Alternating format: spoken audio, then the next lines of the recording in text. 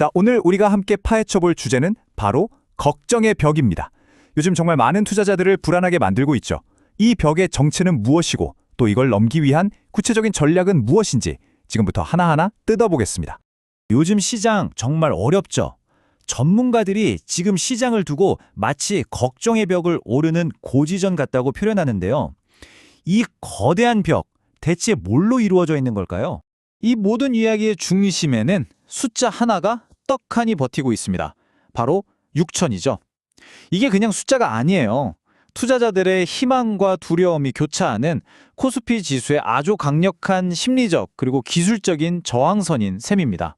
자, 그럼 이 거대한 벽, 대체 뭘로 만들어졌을까요? 우리를 계속해서 뒤로 밀어내는 이 힘의 정체, 바로 거시경제의 역풍부터 한번 제대로 뜯어보겠습니다. 딱 두 가지 숫자만 봐도 지금 상황이 얼마나 심각한지 알 수 있습니다. 외국인들이 엄청나게 팔아치우고 있고 환율은 정말 숨막힐 정도로 높죠. 이게 무슨 뜻이겠어요? 시장에 위험 회피라는 빨간불이 아주 그냥 번쩍번쩍 켜졌다는 겁니다. 지금은 공격보다 수비가 필요한 때라는 강력한 경고등이죠. 여기서 아주 중요한 개념이 하나 등장하는데요. 바로 테일 리스크입니다.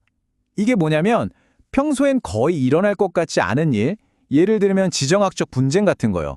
근데 이게 한번 땅 터지면 시장 전체를 그냥 뒤엎어버리는 그런 예측 불가능한 위험을 말하는 거죠.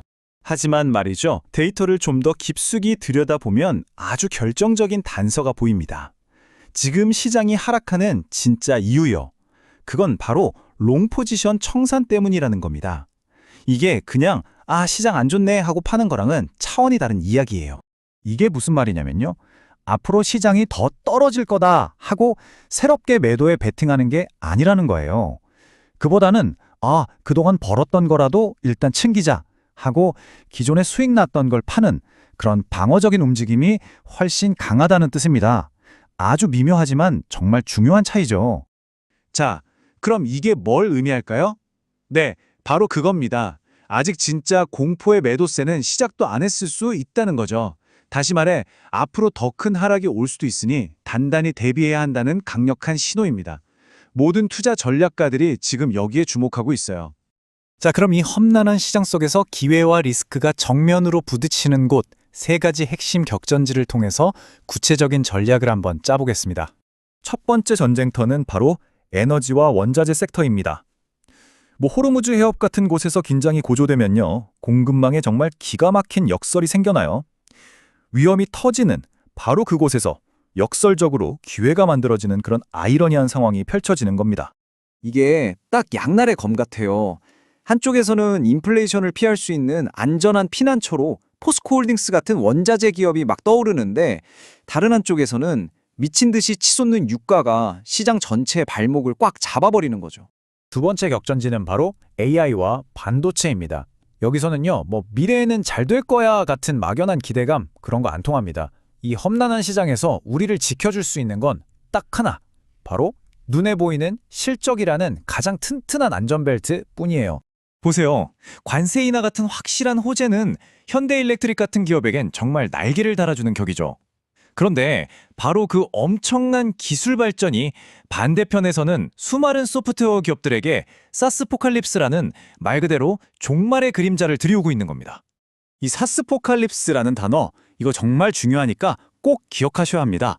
엄청나게 똑똑한 범용 AI가 등장하면서 기존에 잘 나가던 전문 소프트웨어 회사들이 설 자리를 잃게 되는 거예요. 이건 그냥 좀 힘들어지는 수준이 아니라 아예 한 카테고리 전체가 멸종할 수도 있는 그런 무서운 시나리오입니다. 자, 마지막 세 번째 격전지입니다. 바로 암호화폐 시장인데요. 요즘처럼 지정학적 위기가 커질 때 특정 국가나 정치 시스템에 얽매이지 않는 중립자산으로 점점 진화하고 있습니다. 기존 금융 시스템의 대안으로 다시 주목받고 있는 거죠. 비트코인은 확실히 디지털 금이라는 별명에 걸맞게 잠재력을 보여주고 있어요.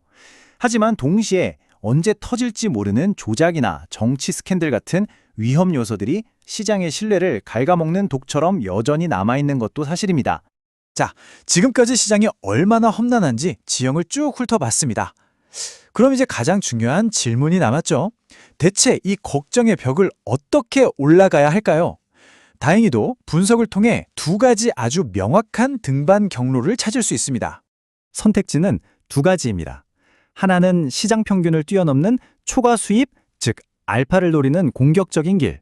다른 하나는 불확실성으로부터 내 자산을 안전하게 지키는 헤징 중심의 방어적인 길. 여러분은 어떤 길을 선택하시겠습니까? 공격적인 길을 가려면 선택과 집중이 핵심입니다. 뭐 재건 테마주니 통신 테마주니 이런 뜬구름 잡는 이야기가 아니에요. 명확한 실적이 있고 지금 이 환경에서 직접적으로 수혜를 받는 AI 반도체나 변압기 같은 아주 날카롭게 벼려진 종목에만 집중하는 겁니다. 반대로 방어적인 길은 어떤 폭풍에도 흔들리지 않는 견고한 요새를 짓는 것과 같습니다. 위기 때 빛을 발하는 금이나 비트코인 같은 자산으로 방어벽을 쌓고 스마트한 시장 포지셔닝으로 외부 충격으로부터 내 자산을 안전하게 지켜내는 거죠. 특히 델타 중립이라는 전략은요, 시장이 오를까 내릴까 맞추는 게임이 아니라 이 변동성 자체를 관리하는 아주 강력한 기술이에요. 시장 방향과 상관없이 내 포트폴리오의 안정성을 지킬 수 있는 굉장히 효과적인 방법이라고 할 수 있죠. 자, 그럼 이 모든 복잡한 분석을 관통하는 단 하나의 핵심 메시지는 과연 무엇일까요? 이 험난한 등반을 성공적으로 마치기 위한 마지막 지침을 확인해 보겠습니다. 이것 하나만은 꼭 기억하십시오. 지금 시장은 아주 역설적이게도 공포를 먹고 자랍니다. 모두가 두려워하는 그 위기 속에 엄청난 기회가 숨어 있다는 뜻이기도 하죠. 모든 것의 방아쇠는 결국 호르무즈 해협 같은 지정학적 리스크입니다. 분석에 따르면 지금은 패닉에 빠져서 뭐든 던져버릴 때가 아니에요. 오히려 명확한 계획을 세우고 결정적인 한 방을 날릴 그 순간에 기다려야 할 때입니다. 위기는 준비된 투자자에게만 새로운 기회의 문을 열어줄 테니까요. 자, 여러분의 타격 지점은 어디입니까? 좋아요, 구독 부탁드립니다. 감사합니다.